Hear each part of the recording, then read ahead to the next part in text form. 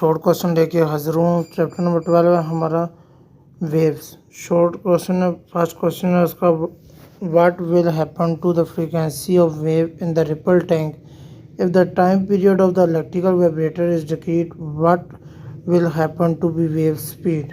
वो कहता है कि frequency of wave in ripple tank में टाइम पीरियड जब डिक्रीज होता है तो वेव स्पीड में क्या फ़र्क पड़ता है।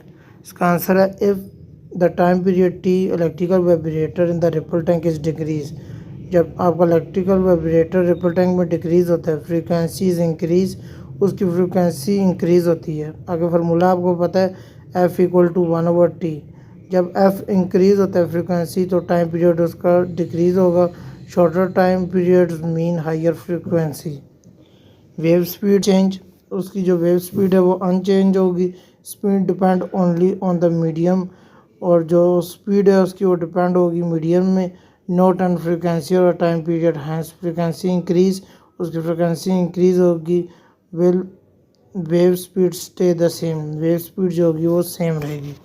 दूसरा क्वेश्चन है, what will happen of wavelength, speed, frequency, time period of the wave ripple tank if the water wave enter the deep water to shallow water region. तो वाटर शैलो में क्या फ़र्क पड़ेगा। इसका आंसर है if water wave enter from the deep water to shallow water region in the ripple tank, तो इसमें फ़र्क पड़ेगा फ्रीक्वेंसी पे unchanged depend on the source. इसकी अनचेंज होगी फ्रीक्वेंसी, टाइम पीरियड भी अनचेंज होगा क्योंकि फ्रीक्वेंसी अनचेंज है। Formula T equal to 1/f, और वेव स्पीड इसकी डिक्रीज़ होगी, slow in the shallow speed, क्योंकि पानी के अंदर आप जा रहे हैं तो आपकी स्पीड स्लो होगी। और वेव लेंथ भी डिक्रीज़ होगी क्योंकि इसमें फार्मूला है v equal to F lambda. v जब ड्रॉप होगा तो फ्रीक्वेंसी इसकी कांस्टेंट हो जाएगी। Clear fission are take place at the sun, we get heat on the earth but does not hear sound, why. वो कहता है कि अगर न्यूक्लियर फ्यूजन सन के ऊपर हो तो उसकी जो हीट होती है वो अर्थ पे आएगी, बट इसकी जो आवाज़ है वो नहीं सुनाई देगी। क्यों। Sound require a medium like air to travel. वो कहता है साउंड रिक्वायर होता है जब एक जगह से दूसरी जगह आपकी आवाज़ ट्रांसफ़र होती है, but the space in vacuum, और स्पेस के अंदर वैक्यूम नहीं है। Sound wave can not propagate through the empty space, so can not be here the sound on the अर्थ। इसी वजह से जो आवाज़ है वो ज़मीन के ऊपर सुनाई नहीं देगी। Heat from the sun reach earth by electromagnetic radiation. जो हीट होती है वो इलेक्ट्रोमैग्नेटिक रेडिएशन से नीचे आएगी। लाइट बटा 1/r wave which travel through the empty space, वो ट्रैवल करती है खाली स्पेस में भी। Hence we get heat on the earth, और इसी वजह से जो हीट होती है वो अर्थ के ऊपर आएगी। क्वेश्चन नंबर 4 है, why do water wave refract at the boundary of shallow water and deep water, relate this behaviour refraction of light. वो कहता है जब वाटर वेव रिफ्रैक्ट करती है बाउंड्री से तो वो डीप वाटर के अंदर जाती है, लेकिन ये बिहेवियर रिफ्रैक्शन ऑफ लाइट में होगा। इसका आंसर है water wave refract at the deep boundary because there speed change. तो उसकी जो स्पीड होती है वो चेंज होगी। Slower in the shallow water, faster in deep water. और जो स्लोअर होगी शैलो वाटर के अंदर स्लो होगी, और जो ज़्यादा गहरा पानी होगा उसके अंदर तेज़ होगी डीप वाटर के अंदर। Water wave band for toward the normal, और वाटर वेव जो होती है वो टूवर्ड आगे की तरफ जाती है नॉर्मल स्पीड से। When slow down just like a light, जो लाइट रिफ्रैक्ट करती है when enter the denser medium, वो डेंसर मीडियम के अंदर करती है एयर टू ग्लास। बहुत water wave and light follow Snell law bend due to change in speed. Snell law को चेंज करता है, बैंड करता है चेंज इन स्पीड के अंदर।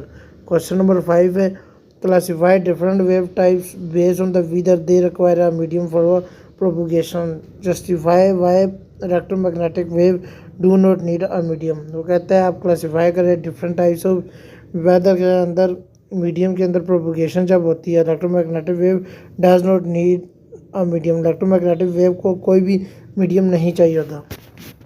सबसे पहले आपका मैकेनिकल वेव आ रहा है। Mechanical wave such as a sound wave and water wave require a medium solid liquid gas to propagate.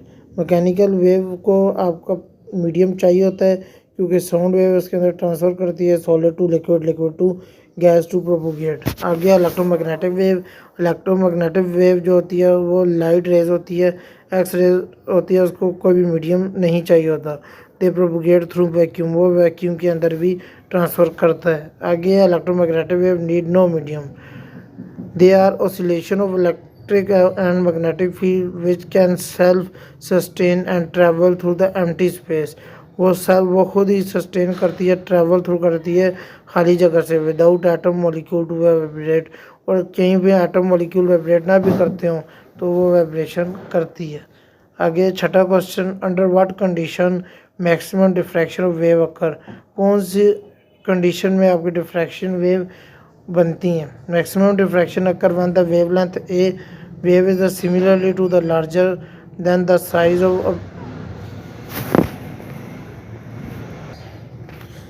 Of obstacle और opening it inter.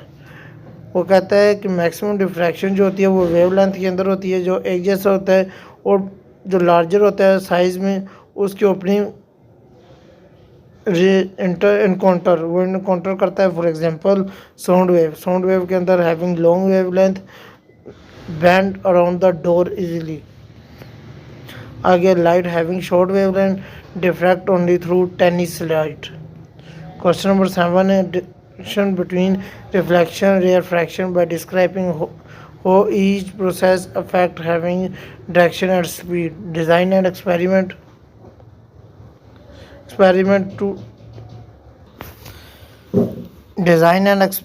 to demonstrate both phenomena using ripple tank. Evaluate how change in medium affect in each process. जब उसका vacuum या कोई भी system उसका change होता है medium तो उसमें क्या फ़र्क पड़ता है। प्रोसेस होती है refraction, process wave direction, wave speed. सबसे पहले reflection, wave direction and wave bounce back from the barrier. तो वो बाउंस बैक पीछे की तरफ आता है बैरियर से, और स्पीड उसकी क्या होती है, स्टे द सेम। उसकी जो स्पीड होती है वो सेम रहती है। आगे refraction, wave bend reenter new medium. तो वो एंटर होता है नए मीडियम के अंदर, स्पीड चेंज, उसकी जो स्पीड होती है वो चेंज होना शुरू हो जाती है। रिपल टैंक एक्सपेरिमेंट, सबसे पहले reflection, place a barrier at the angle, observe wave rebound. उसकी जो वेव होती है वो रीबाउंड करती है स्टिमुलसली एक जैसी है। रेयर फ्रैक्शन में add a shallow region, observe wave slowing down and bend toward the normal. और स्लो डाउन हो जाती है आगे तरफ, और बैंड जब वो वापस आती है तो नॉर्मल मीडियम के अंदर आती है। Affect the medium change. Refraction unaffected medium properties only depend on the boundary smoothness. तो इसकी जो बाउंड्री होती है वो स्मूथनेस होती है। रिफ्रैक्शन में स्पीड डायरेक्शन चेंज स्केल, जब उसकी चेंज होता है स्केल विद द मीडियम से वेव स्पीड डिफरेंट, तो उसकी वेव स्पीड डिफरेंट हो जाती है। डीपर इन द मीडियम के अंदर वो डीपर होता है वाटर फास्टर वेव, और पानी के अंदर वेव तेज़ हो जाती है। बच्चों मुझे उम्मीद है कि आपको क्वेश्चन समझ आए होंगे। मिलते हैं अगली वीडियो में, तब तक के लिए अल्लाह हाफ़िज़।